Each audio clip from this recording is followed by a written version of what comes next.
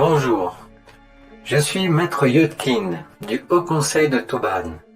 Je suis l'avatar de Myrdin Aelia et sers actuellement en tant que conseiller technique sur le vaisseau mère Aurora du Jupiter Command, un commandement relevant de la Confédération intergalactique des mondes libres au même titre que l'Ashtar Command. J'ai emprunté la présente capsule exploratoire de ce vaisseau étoile pour me rendre sur cette lune nommée Ganymède, un des 4 satellites situés sur la bordure extérieure de Jupiter. Je suis venu aujourd'hui vous parler sur cette lune qui est également un avant-poste du Jupiter Command du réseau des pierres Chintamani, qui a été mis en place par de nombreux starseeds ou missionnés depuis 2012.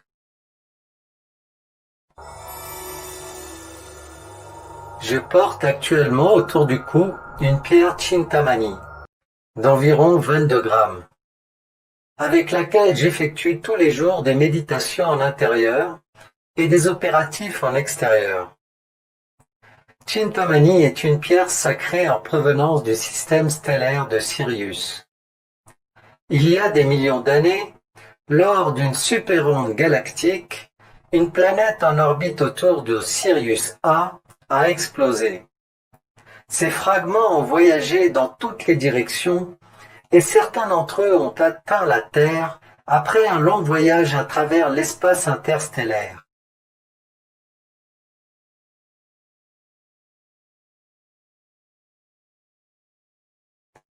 Laissez-moi vous montrer de plus près ce pendentif et cette pierre sacrée.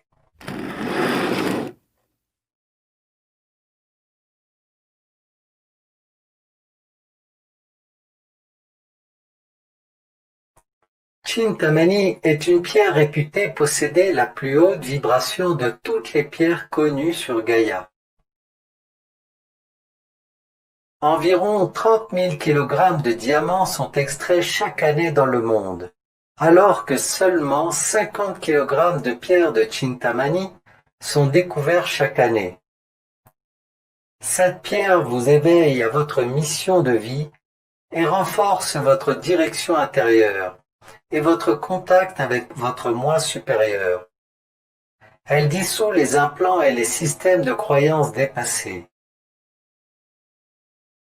Les pierres de Chintamani sont de la lumière pure et leur énergie ne peut être ni détournée ni mal utilisée.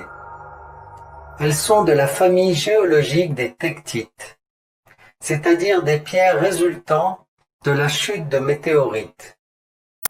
Cela ne veut pas dire que ce sont forcément des fragments de météorites, mais qu'elles peuvent faire partie d'un groupe de pierres que l'on nomme impactites. En effet, lors de l'impact d'un objet céleste avec la surface de la Terre, un choc intense crée des débris qui, sous l'influence de fortes chaleurs, fondent et se font projeter dans l'atmosphère, parfois à plusieurs kilomètres de la zone d'impact. Ces débris se cristallisent en se refroidissant et donnent naissance à ce que l'on nomme entre autres des tectites. Les pierres Chintamani sont des tectites également connues sous le nom de sapphordites, car on les trouve principalement dans une zone désertique entourant la localité de Safford, aux États-Unis, dans l'État de l'Arizona. De couleur noire mat à l'extérieur, les pierres Chintamani offrent lorsqu'on les éclaire une gamme de lumière intérieure allant du blanc au doré en passant par le beige. La grande majorité d'entre elles sont translucides avec divers degrés de pureté. Lorsqu'une lumière les traverse, certaines pierres sont d'une blancheur pure et translucide. Certaines sont opaques et d'autres possèdent des lignes et des rayures. Chacune des pierres est unique et chacune possède sa propre vibration et propriété, bien souvent en résonance avec son propriétaire.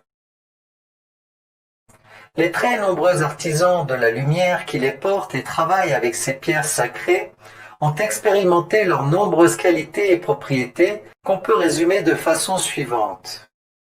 Elles peuvent aider à la dissolution des implants et au renforcement de sa guidance intérieure. Elles permettent d'aider à se connecter avec son objectif supérieur de vie, c'est-à-dire à son mandat d'incarnation. Ce sont de puissants amplificateurs qui servent de loupe pour nous montrer ce qu'il y a à l'intérieur de nous. Ces pierres sont utilisées pour agir comme une aide organique interdimensionnelle et fournir un soutien au champ éthérique et plasmatique de la Terre. Elles aident à une évolution spirituelle rapide et aident à lever et à enlever les voiles. Beaucoup d'utilisateurs prétendent que ces pierres ayant les fréquences vibratoires les plus élevées de tous les minéraux permettent d'émaner la vibration amour-lumière et à travers elle de manifester la pureté de l'âme.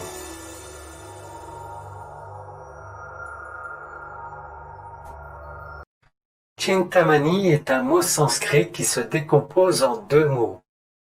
Chinta qui signifie penser et mani qui signifie joyau.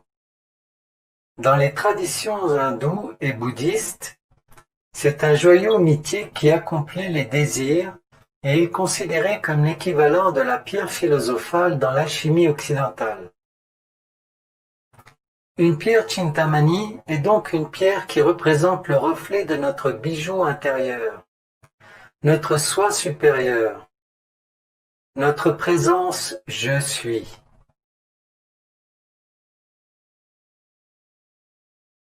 Dans le bouddhisme, cette pierre est tenue par les bodhisattvas, des êtres divins possédant une grande compassion, sagesse et puissance, dont deux d'entre eux les plus connus sont Avalokiteshvara et Ksitigarbha.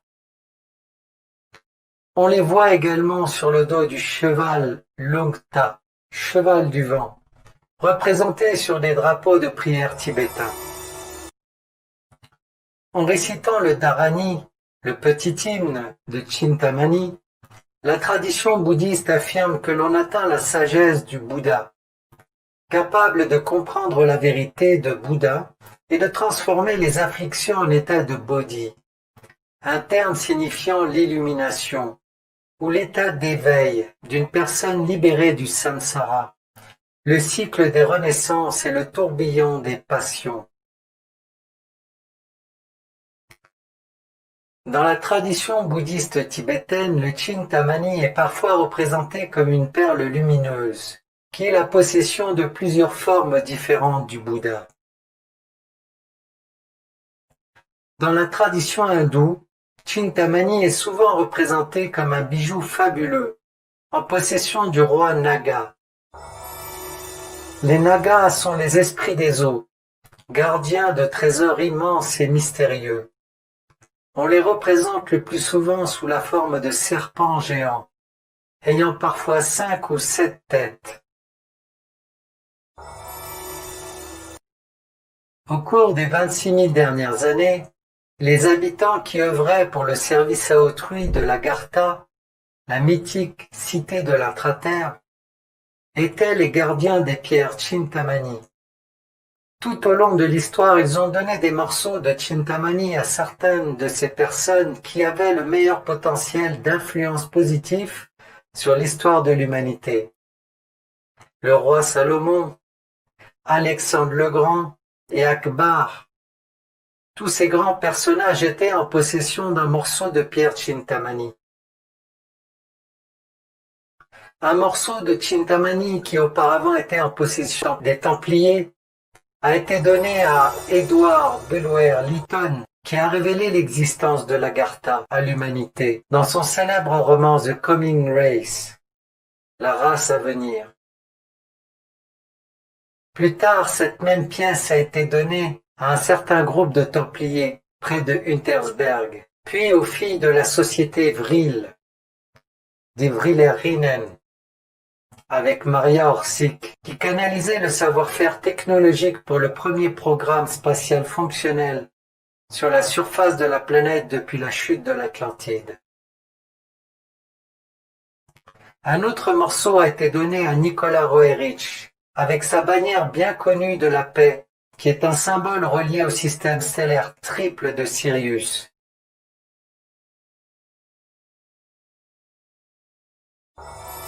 Les forces sombres, à partir de l'Inquisition jusqu'aux Jésuites, puis Hitler, tous tentèrent d'obtenir un morceau de Chintamani entre leurs mains corrompues, mais sans succès.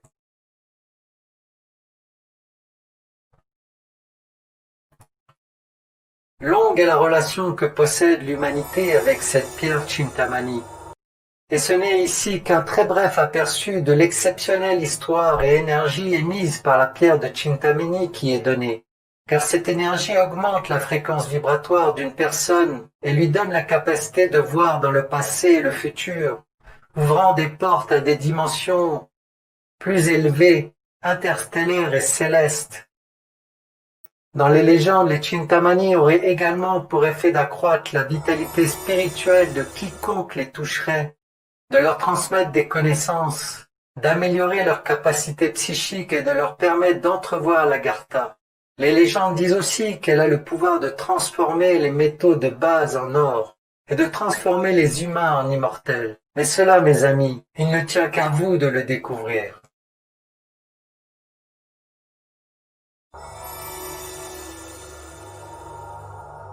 Le réseau de Pierre Chintamani a commencé à être mis en place à partir de l'année 2015 sous l'initiative d'un émissaire de la Confédération intergalactique des mondes libres. Selon ce contacté, ce sont les forces de lumière qui auraient décidé de mettre à disposition aux serviteurs de lumière les plus éveillés les pierres de Chintamani qui seraient de véritables fragments d'une planète du système stellaire de Sirius ayant explosé suite à la venue d'une grande vague galactique de lumière. Ces pierres permettent ainsi à ces serviteurs de la Confédération d'ancrer les énergies de Sirius et d'autres secteurs galactiques de l'univers dans leurs canaux, dans leur corps de lumière et dans leur corps physique ainsi que dans la Terre. Elles sont reliées les unes aux autres à la nouvelle grille cristalline et à toutes les autres pierres Chintamani enfouies au sol en différents endroits sur la Terre. Certaines sont enfouies dans des endroits stratégiques par les travailleurs de lumière qui alimentent également la nouvelle grille cristalline en vue de l'ascension collective planétaire, et certaines ont même été envoyées dans l'espace pour alimenter ce réseau.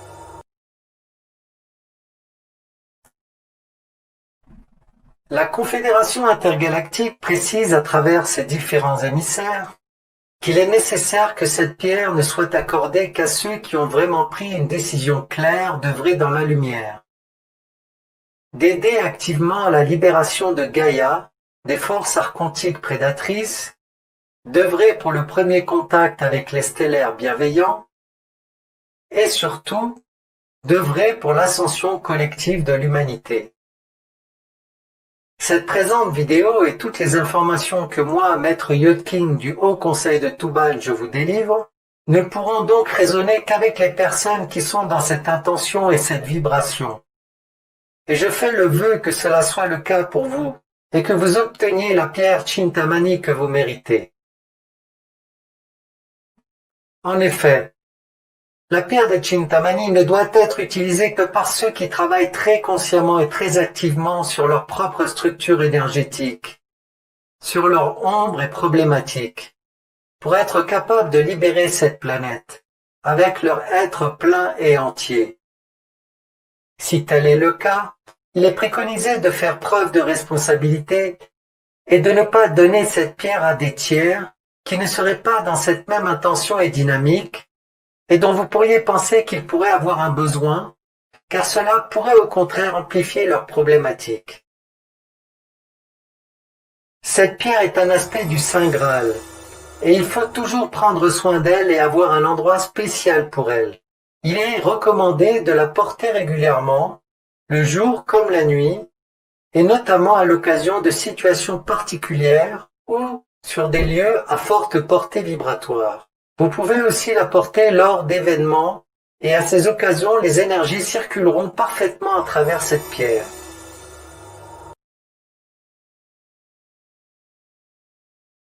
Cette pierre est fondamentale Elle est l'élément de transmission pour les énergies de ce que l'on nomme The Event, l'événement. Avec cette pierre, vous serez aussi un des vecteurs de l'énergie de l'événement au point culminant. Cela signifie aussi que ceux qui ont un rôle particulier pour l'événement recevront un message multidimensionnel de ce qu'ils auront à faire. Le réseau de pierres Chintamani a donc été mis en place pour optimiser le grand événement solaire à travers l'impulsion galactique qui s'écoulera à travers toutes les pierres Chintamani qui auront été enfouies et seront portées par les serviteurs de la lumière. Soyez conscient que chaque personne détentrice de la pierre Chintamani servira donc en tant que conduit d'énergie, transmettant les énergies de percée par compression dans la grille énergétique planétaire. Cet événement se prépare et la pierre de Chintamani aura un rôle, tout comme vous aurez un rôle. Il ne tient qu'à vous d'y participer.